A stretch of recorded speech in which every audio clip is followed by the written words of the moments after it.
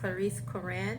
I am a certified life coach as well as a serial entrepreneur. Today, I want to discuss a concept that's very dear to me. I am a strong advocate of self-love. Self-love is the showing of appreciation of oneself.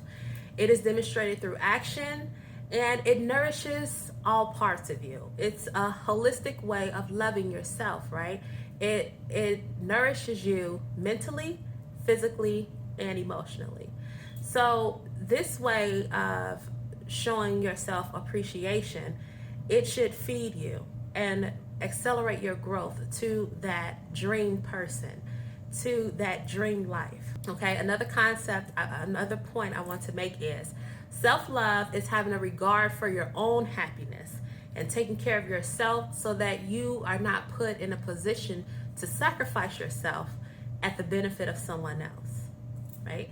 So if we are showing ourselves that level of consideration, we are more aware of our relationships, and the realization is a healthy relationship will never require you to sacrifice your happiness and well-being at the benefit of someone else. Self-love / self-appreciation, it should not be confused with conceitedness, selfishness, high maintenance, or a term I hear often, which is a clinical personality disorder, narcissism.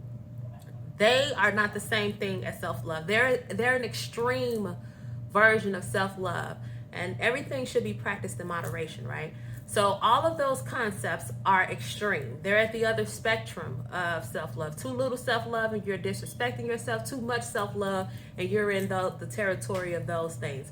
Self-love is about taking care of yourself and focusing on yourself in regards to yourself. So you don't require anybody else to be torn down in order for you to feel good, because you're investing in yourself mentally, physically, and emotionally. The next point I want to make is appreciating yourself benefits your life in numerous ways, most notably in the setting of boundaries and the lessening of chances of experiencing pain and disappointment outside of the relationship with yourself. So this gets into the relationship you have with other people. Self-love / self-appreciation benefits your life in numerous ways, including the setting of boundaries, right? Which ultimately allows you to understand your level of comfortability and what you are willing to accept and what is a deal breaker. So you're not wasting your time in places with people that do not fit into your big picture, okay? So the next point is, if you are putting in the work to love yourself, you are showing others the level of respect that you require, right? In addition to that, after you put in that work to love yourself, you are not going to accept anything beneath that. So, because as a human, we can look at a situation and incorrectly assess the amount of effort it takes to get to that point, right? But if you are putting in that work yourself, you know the level of dedication a simple act can have. You understand the deep-rooted message of love and appreciation in any act when you are performing that act for yourself. And you can make those adjustments mentally according to the person you are dealing with, if that makes sense. So now we're going to discuss ways to love yourself. Okay, I get this question a lot. Well, how do I practice self-love? You practice self-love simply by listening to yourself. If you're in a situation where you're uncomfortable and you express that uncomfortableness, I don't know. Not sure how I like that. In a healthy relationship, your concerns will be addressed. The other person will stop and pause and say, oh, okay. Well, what do you suggest? And if you don't have any suggestions, you can just say what part of it makes you uncomfortable. And there will be a back and forth dynamic, right? A give and take until it is established whether whatever is going on works for you or not. Anytime what you are saying in regards to your boundaries is ignored by the other person, pick them up and put them down and run. It's time to get out of there. that is a red flag that you are dealing with someone who is not capable of loving you properly. They can't tell you what you feel about you or what's best for you to you. That's controlling. That's manipulation of the mind. No, whatever boundaries you have set in place for yourself, those needs to be acknowledged by everybody you are in a relationship. Mother, father, sister, brother, cousins, woman, man, child. They all need to respect who you are advocating you are.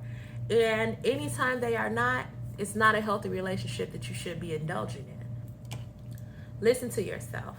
In this day and age, with all of the noise that's going on, with all of the constant information and noise that's coming towards us, we have become numb to the voices of ourselves, to the signals that we send ourselves.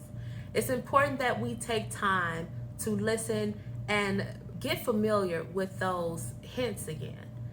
If my heart is pity patty and I'm starting to feel a certain way, it doesn't matter what anybody else is doing. We need to pause. And in that pause, the relationship I'm in, whoever I am in that relationship, in that event, in that situation with, a healthy relationship, the other person or people will stop and say, what is going on with you? How am I contributing to this? And how could I adjust to fix it without sacrificing myself?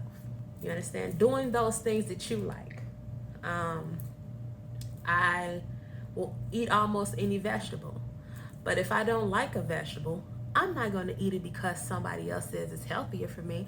No, I'm going to make those adjustments for me according to what I like and what I'm comfortable with at the moment. Small changes matter too.